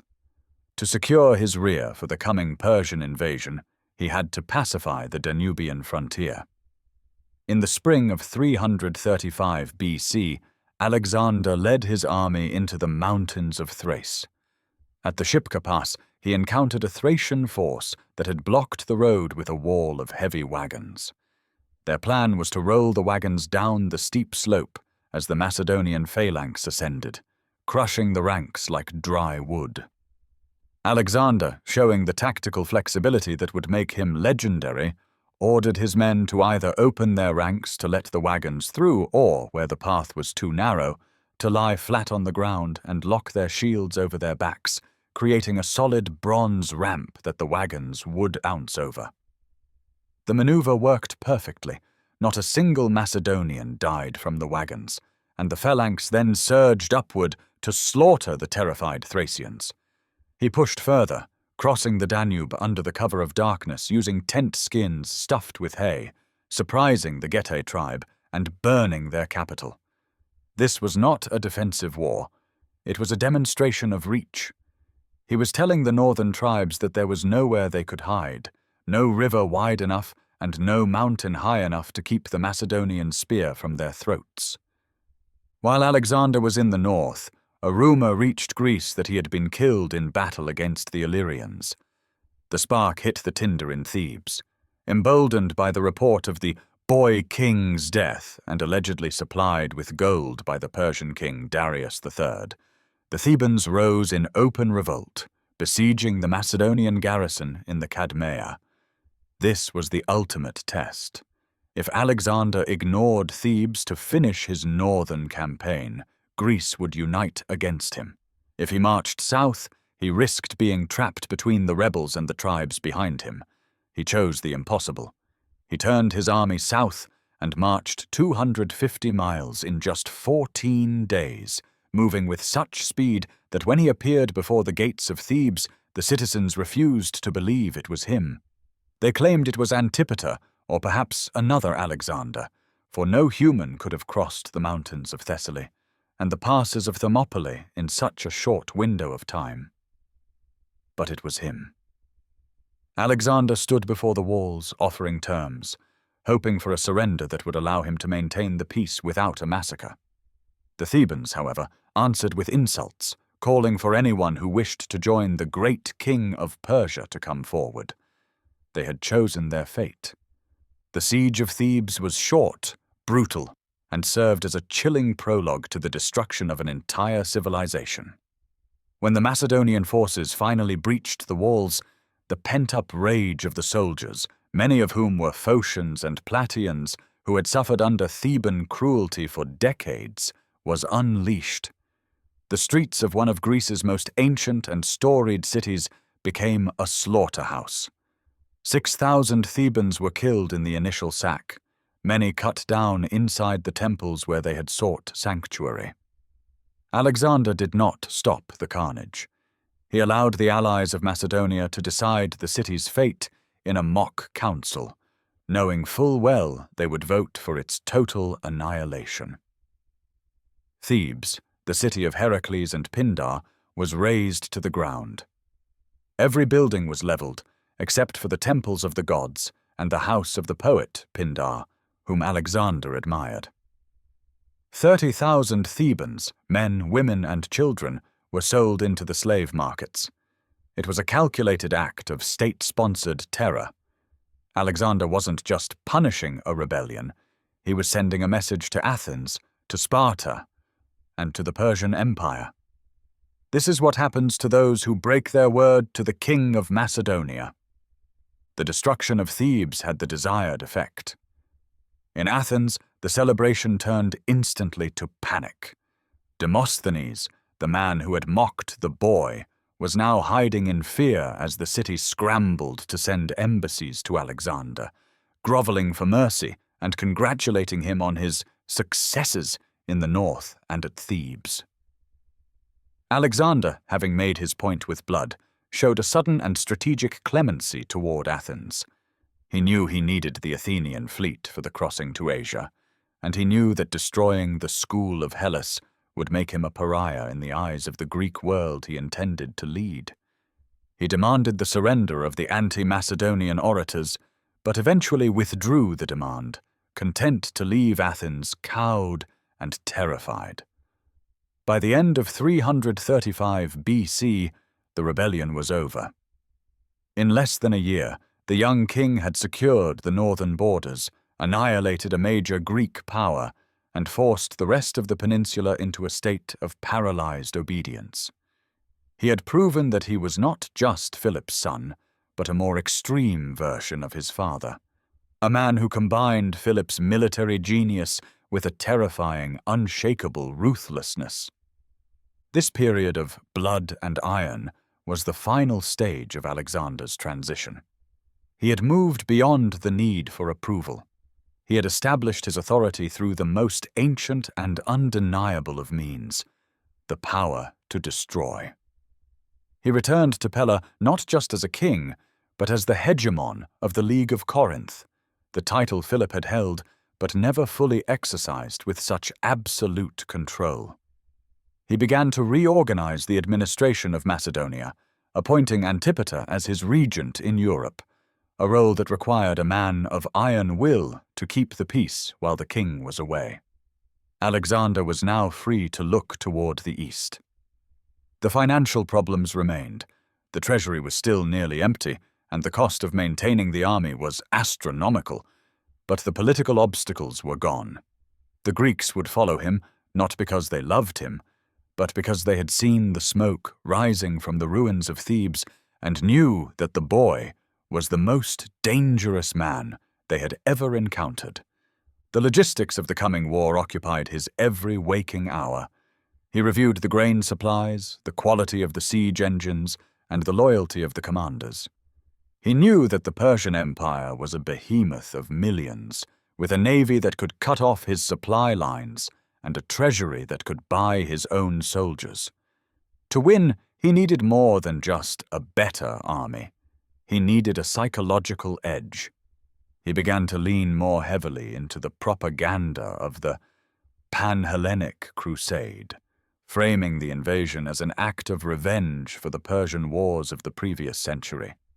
He visited the shrines of the gods, offering sacrifices that were as much about public relations as they were about piety.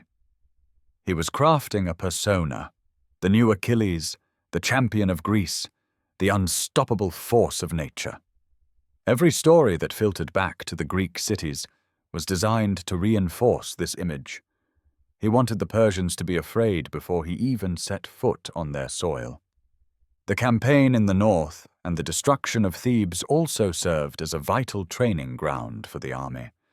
The Macedonian veterans, men who had fought under Philip for 20 years, saw that Alexander was a leader who would lead from the front, who would take the same risks they took, and who had a grasp of strategy that bordered on the divine. They saw him wounded in the field, seen him sweating in the dust of the march, and seen him presiding over the distribution of spoils. The bond between the king and the phalanx was forged in the fire of these early campaigns. It was a bond that would be tested in the deserts of Gedrosia and the mountains of the Hindu Kush. But it began here, in the blood and iron of the Greek pacification. By the time the winter snows began to melt in 334 BC, the war machine was ready. Alexander had taken a kingdom in crisis and turned it into a weapon aimed directly at the heart of the greatest empire the world had ever known. He spent the final months in Macedonia settling his affairs with a cold finality. He gave away the last of the royal lands, the forests, and the tax revenues to his friends, ensuring they were so wealthy and so invested in his success that betrayal would be a form of suicide. When his generals asked him what he had kept for himself, he repeated the answer he had given after Philip's death: hope. But now, That hope was backed by the most professional, battle-hardened army in existence. He had 30,000 infantry and 5,000 cavalry, a force that was small compared to the Persian hordes, but superior in every technical and tactical aspect.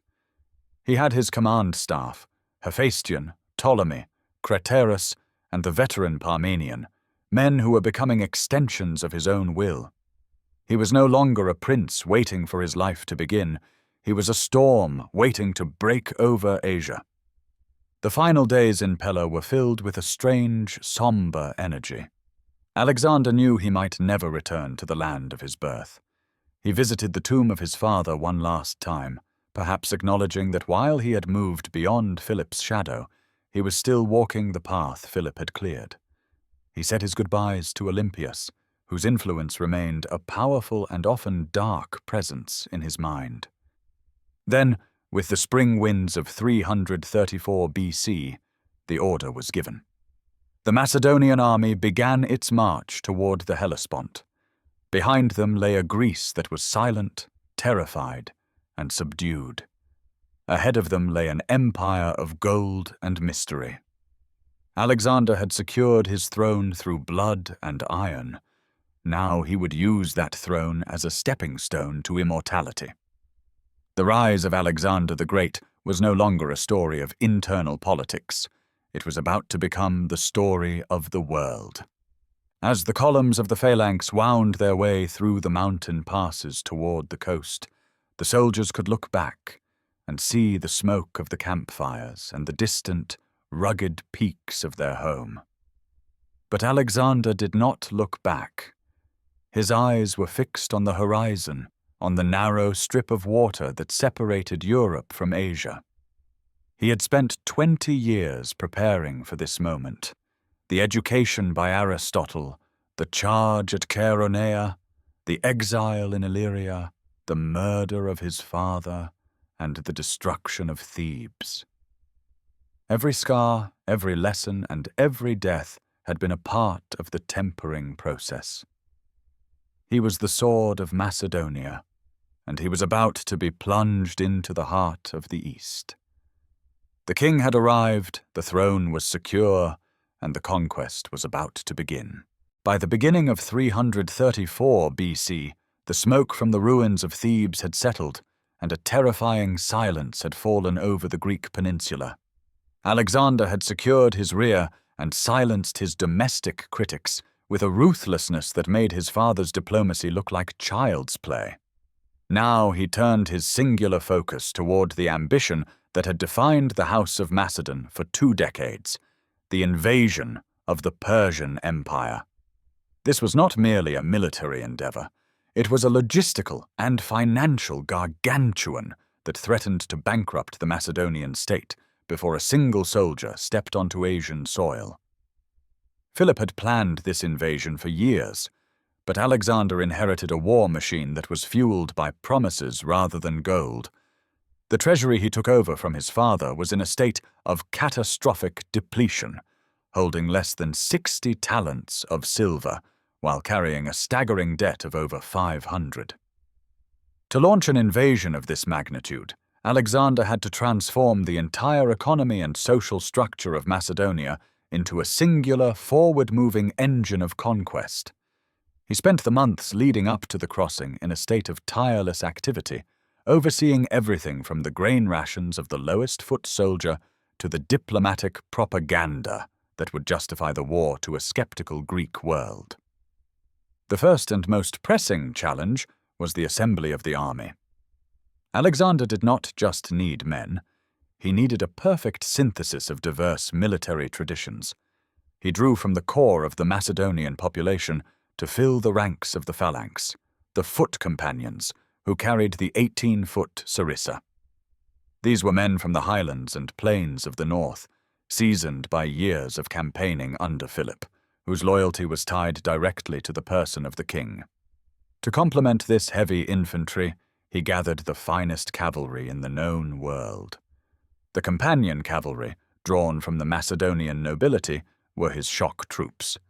But he also integrated the Thessalian cavalry, whose skill in the diamond formation was legendary.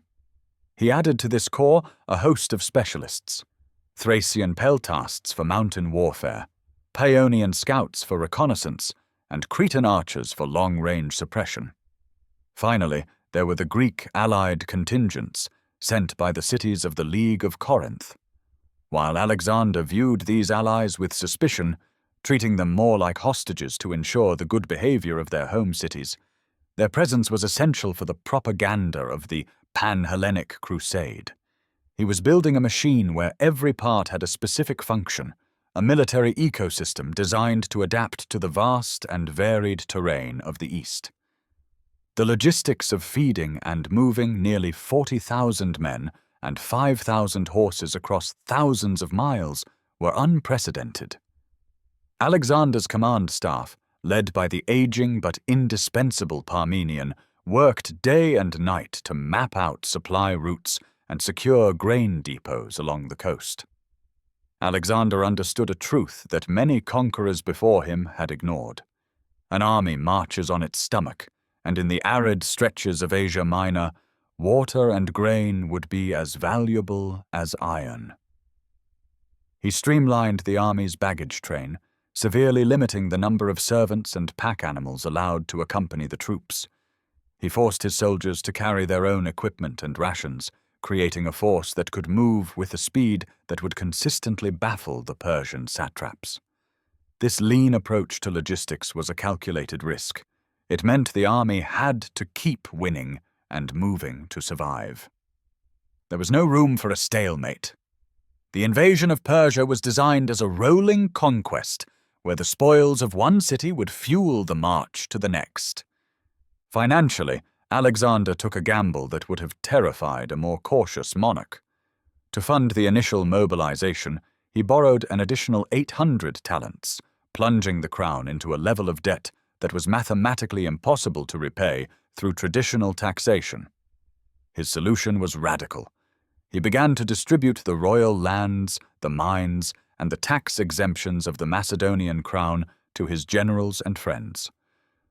When his senior commander, Perdiccas, asked him what he was leaving for himself, Alexander famously replied, "My hopes." By giving away the tangible wealth of the monarchy, he wasn't just being generous. He was ensuring that his inner circle had no choice but to follow him to the ends of the earth. If the invasion failed, they would all be paupers. Their wealth was no longer in the soil of Macedonia, but in the potential loot of Persepolis and Susa. He was burning his bridges behind him, creating a class of companions whose survival was entirely dependent on his victory. Beyond the physical preparations, Alexander was a master of the psychological war. He knew that to lead a Greek army against the Barbaros, he needed a narrative that transcended Macedonian ambition. He utilized the League of Corinth as a propaganda mouthpiece, framing the war as a holy act of vengeance for the Persian invasions of 480 BC, when Xerxes had burned the temples of Athens. He sent messengers to the shrines of Greece, seeking omens and divine approval, effectively branding himself as the champion of Hellas. He surrounded himself with historians, poets, and scientists, including Callisthenes, the nephew of Aristotle, whose job was to record the campaign in a way that mirrored the epic grandeur of the Iliad. Alexander wasn't just invading a country. He was entering a myth. He wanted his soldiers to believe they were the successors to the heroes of Troy, embarking on a journey that would echo through eternity. This spiritual preparation was vital for maintaining morale in an army that was about to march away from everything they knew into a vast, unknown continent. The intelligence-gathering phase was equally meticulous. Alexander sought out every merchant, traveler, and defector who had knowledge of the Persian road systems, the depth of the rivers, and the political climate of the satrapies. He learned of the royal road that stretched from the Aegean to the heart of the empire, and he studied the administrative weaknesses of the great king, Darius III. He realized that the Persian Empire was not a monolithic state, but a collection of diverse peoples held together by a thin veneer of central authority and the gold of the satraps. He began to craft a political strategy that would complement his military one. He would present himself as a liberator to the Greek cities of the coast and as a legitimate successor to the throne for the eastern provinces. He was not just building a war machine to kill Persians. He was building a government in exile, ready to take over the functions of the empire the moment it fell. As the spring of 334 BC approached, the tension in Pella was electric. The final inspections were held, the ships were gathered at Amphipolis and Pella, and the last sacrifices were offered to Zeus, the king and the muses. Alexander spent hours with his engineers, including the brilliant Diades of Pella, who was developing new types of torsion catapults and mobile siege towers. He knew that the walled cities of the Levant and the fortified citadels of the interior would require more than just bravery to overcome. They would require a technological superiority that the Persians had never encountered. He was bringing the best of Greek science to the service of Macedonian steel. The preparation was a testament to the education that he had received from Aristotle, a fusion of rigorous intellectual planning and primal martial energy. He had analyzed the problem of Persia with the same scrutiny he had applied to a text by Euripides, and he believed he had found the solution in the spear of the phalanx. The final days before the departure were marked by a series of grand games and festivals at Dium, the sacred city of the Macedonians. These were not just for entertainment, they were the final bonding exercises for an army that was about to become a wandering nation.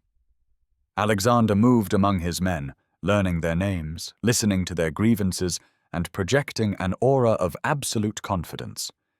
He was 21 years old, but he carried himself with the gravitas of a man who had already conquered his own world. He knew that the eyes of his mother, Olympias, were upon him, reminding him of his divine origin, and the ghost of his father, Philip, was beside him, challenging him to surpass everything that had come before. He had taken the kingdom Philip built and sharpened it into a weapon of such terrifying efficiency that it felt as if it were vibrating in his hand, eager to be released.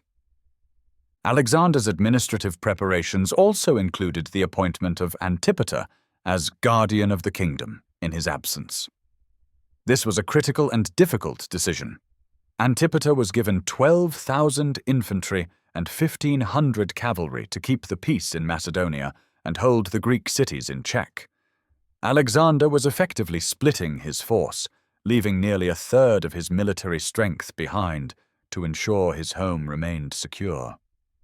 He knew that the moment he crossed the Hellespont, the Greeks might try to rebel again, or the Spartans might finally take up arms. He gave Antipater absolute power to act in his name, a sign of trust that was tempered by the fact that he kept Antipater's son, Cassander, close to him in Asia as a guest, a soft hostage to ensure the father's loyalty. Every move was a chess play, every appointment a calculated risk. The financial strain reached its breaking point just as the order to march was given. Alexander was down to his last few talents, and the army was living on credit and the promise of the first Persian satrapy. If he did not win a decisive victory within the first few months, the entire enterprise would collapse. This pressure, far from daunting him, seemed to provide the clarity he needed. He was a gambler who had bet his life, his crown, and his country on a single throw of the dice. He looked toward the east, not with fear of the unknown, but with the hunger of a man who knew that his destiny lay across the water. The war machine was built, the logistics were set, the propaganda was disseminated, and the soldiers were ready to die for a king who had given them everything he owned, except the future. As the long columns of the Macedonian army finally began to wind their way toward the Hellespont, the sheer scale of the preparation became visible to all. The train of engineers, surveyors, botanists, and court officials stretched for miles behind the bronze-clad ranks of the infantry. This was the rise of Alexander in its most literal sense. an entire society picking itself up and moving into the unknown. Behind them lay the rugged mountains of their home and the cold grey waters of the Aegean. Ahead lay the sun-drenched plains of Asia and the gold of an empire that had lasted 2 centuries. Alexander rode at the head of the companion cavalry, his eyes fixed on the horizon. He had spent his childhood in his father's shadow, his adolescence in Aristotle's classroom, and his early adulthood in the blood of Chaeronea and Thebes. Now he was the master of his own war machine, and the world was about to find out exactly what he intended to do with it.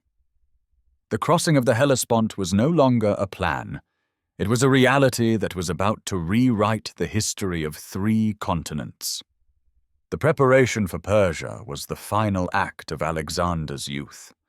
He had transformed from a prince trying to prove himself into a CEO of a global conquest. He had mastered the art of the supply chain, the psychology of the soldier, and the politics of the liberator. He was no longer just Philip's son.